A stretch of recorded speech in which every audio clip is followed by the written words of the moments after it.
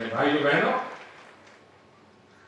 આ 3000 દિવસ થયા એના વિચારમાંથી આ ગરીબ કલ્યાણ મેળાનો વિચાર થયો છે અને એના ભાગરૂપે હું આપની પાસે આવ્યો છું. આ કાર્યક્રમની રચના અનેક લોકો મને ગયા 15 દિવસથી અભિનંદન આપી રહ્યા છે કે સાહેબ, આ તમે એવું પુણ્યનું કામ કરી રહ્યા છો ને કે તમે જીવનમાં ક્યારે કલ્પના ન કરી હોય એટલા બધા આશીર્વાદ આ ગરીબોના તમને મળી રહ્યા છે. અને જયારે ગરીબ આશીર્વાદ આપે ને ત્યારે ઘસાવાનું મન થતું હોય છે. જયારે ગરીબ આશીર્વાદ આપે ને ત્યારે જાત ઘસવાનો ઉમર તો અનેક ગણો વધી જતો હોય છે અને તેથી આ કામમાં મારો ઉત્સાહ ઓર વધતો જાય છે. ગરીબોનું કલ્યાણ કરવા માટે અવનવી ચીજો કરવાનું મન મારું કૂદ કરે ઘૂસ કે કામ કરવાનું. ભાઈઓ બહેનો, સરકાર યોજનાઓ તો કરે. કોઈ સરકાર એવી હોય કે એનું ખરાબ દેખાય એના માટે સરકાર બનાવી હોય કોઈ એવી સરકાર? બધા સારું જ કરવા માંગતા હોય ને, જરા જવાબ તો આપો. બધાને સારું કરવાનું હોય ને, અને છતાંય સારું ના થયું. રૂપિયા વપરાણા, બજેટ ખર્ચાણા, ફોટા પડ્યા, ચૂંટણીઓ આવી, ઢોલ વાગ્યા, બધું થયું, પણ તમે ત્યાં ને ત્યાં રહ્યા કે ના રહ્યા? બસ આમાં મારે બદલ લાવો છે અને એના માટે મને તમારો સાથ સહકાર જોઈએ. આપશો ને? જોરથી બોલો, આપશો ને? સાથે ઉભા રહેશો ને? આપણે ગરીબી સામે લડવું છે ને, ગરીબીને પરાજિત કરવી છે ને, ગરીબીનો ખાત્મો બોલાવવો છે ને, આ ગરીબીની ચૂંટણીમાંથી બહાર આવવું છે ને. ભાઈઓ બહેનો, ગરીબી નામનું જે કલંક છે આપણા ઉપર, શા માટે ગરીબ રહીએ? મહેનત કરીએ છીએ, ઈશ્વરે હાથ પગ અને હૈયું આપ્યું છે, કોઈ ખરાબ કૃત્યો કરવાની આદત નથી, તો ગરીબ રહીએ શું કરવા? ભાઈઓ બહેનો, આ ગરીબ કલ્યાણ મેળામાંથી સંકલ્પ કરવો છે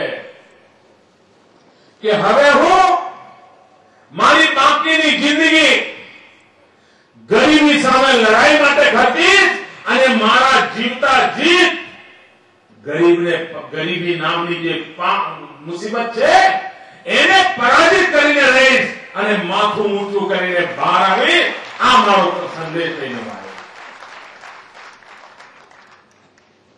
જ્યાં સુધી આ હોશિયારી જિંદગી, ત્યાં સુધી આ સંકટવાળી જિંદગી, કેટલા દિવસ સુધી અડોશ પડોશમાં જઈને જોતા રહેવાનું? ભાઈઓ બહેનો, મારો કોઈ ગરીબ ભાઈ બહેન હોશિયારી જિંદગી જીવવા માંગતો નથી. એને અવસર મળવો જોઈએ અને અવસર મળે તો એ પરાક્રમ કરવા તૈયાર છે. ભાઈઓ બહેનો, મને યાદ છે, હું કન્યા કેળવણી માટે નીકળ્યો હતો ત્યારે ગરીબોના ઘર પાસે જઈને ઉભો રહેતો હતો, ગરીબોની ઝૂંપડપટ્ટીમાં જઈને ઉભો રહેતો હતો, ધૂમ કરતા તાપમાં જતો હતો, શરીર પર બધી રેતજેબ હોય અને ઘેર ઘેર જઈને જયારે માતા બહેનોને કહેતો હતો કે મને તમારી દીકરી જોઈએ છે, મારે એને ભણાવવી છે. આ નાની ટબરિયાને શાળાએ મારે લઈ જવા છે. ત્યારે અનેક કુટુંબ મને કહેતા હતા, ભાઈ, અમારા ઘરમાં અમે 4 પેઢીથી જીવીએ છીએ, 4 પેઢીમાં અમે કઈ નિશાળ જોઈ નથી. હવે તમે ક્યાં અમારા છોકરાઓને ભણાવવા માટે મહેનત કરો છો? મેં કહ્યું તો મારા પર ભરોસો રાખો. એક વાર તમે દીકરીને નિશાળે મોકલો, તમે જોજો તમારા જીવનમાં બદલ આવે છે કે નહીં. અને મારે ગુજરાતની જનતા જનાર્દનના, મારા ગુજરાતના ગરીબ ભાઈઓ બહેનોના મારે આજે આભાર માનવો છે કે મેં એમને કહ્યું કે તમે દીકરીને ભણવા મોકલો અને આ ગુજરાતમાંથી 100% કુટુંબોએ દીકરીને નિશાળે મૂકી. આપણે મારી વાતને માથે ચડાવી.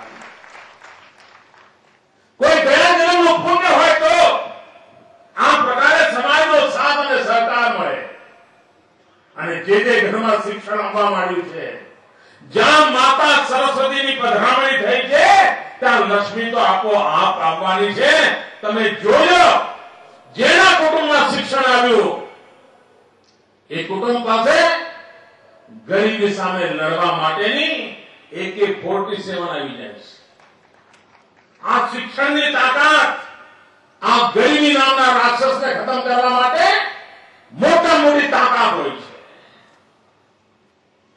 અને આ શિક્ષણનો દીવો પ્રગટાવીને ગરીબના ઘરમાં ગરીબી સામે લડવા માટેની શસ્ત્ર સજ્જા કરવાનું કામ આ રાજ્ય સરકારે ઉપાડ્યું. યોજનાઓ બહુ બને, ચોપડે ઉધરી પણ જાય, પણ ગરીબને પૂછો ભાઈ કેમ હતું, સાહેબ બહુ તકલીફ પડે છે જીવવા માટે. થાય છે ને, મકાનો ઉધરી ગયા હોય, મકાન દેખાય નહીં. તળાવ ફરી ગયા હોય, તળાવ ના દેખાય. ગરીબને અનાજ વેચાઈ ગયું હોય, ગરીબના ઘરે પહોંચે ના હોય. આ સિલસિલો ચાલ્યો. અને રાજીવ ગાંધીએ તો જાહેરમાં કહ્યું હતું, કોંગ્રેસના પ્રધાનમંત્રી હતા, એમણે જાહેરમાં કહ્યું હતું કે દિલ્હીથી 1 રૂપિયો નીકળે છે, ઘસાતા ઘસાતા ઘસાતા 15 પૈસા થઈ જાય છે. આવું એમણે કહ્યું હતું. દિલ્હીથી નીકળે તમારા ઘેર આવે ત્યાં સુધીમાં રૂપિયાના 15 પૈસા થઈ જાય. ભાઈઓ બહેનો, મેં નક્કી કર્યું છે કે ગાંધીનગરથી રૂપિયો નીકળે 100 પૈસા તમારા ઘરે પહોંચવા જોઈએ. ક્યાંય રૂપિયો ઘસાવો ના જોઈએ, નહીં તો કોઈના ખિસ્સામાં ઘસાઈ જાય, કોઈના હાથમાં ઘસાઈ જાય, અને ઘસાઈને ક્યાં જાય ખબર જ ન પડે. આ રૂપિયો ગાંધીનગરથી નીકળે અને 100 પૈસા ગરીબના પાસે પહોંચે, એના માટે આ ગરીબ કલ્યાણ મેળો લઈને હું આપની પાસે આવ્યો છું. વચમાં કોઈ બચેટીઓ જ નહીં, કોઈ દલાલ નહીં, કોઈ કટકીબાજ નહીં, કોઈ કરદાબાજ નહીં, કશું જ નહીં, કોઈ જોડા થાપ તોડા થાપ કોઈ નહીં. નહીં તો પહેલા શું થાય, સામાન્ય માનવી તો યોજનાની ખબર ના પડે.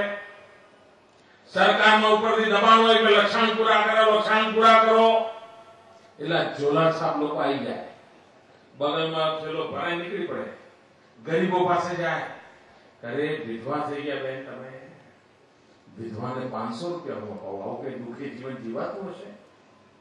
એક કામ કરો, આ ફોર્મમાં અંગૂઠો કરી આપો. એટલે અંગૂઠો આપે, પેલી બહેનને એમ થાય 500 રૂપિયા મળતા, શું માંગો છો? અને પછી ધીરે કરીને ક્યાંક બેન 500 તો અપાવું, પણ 100 મારા હો. એવું થાય છે ને?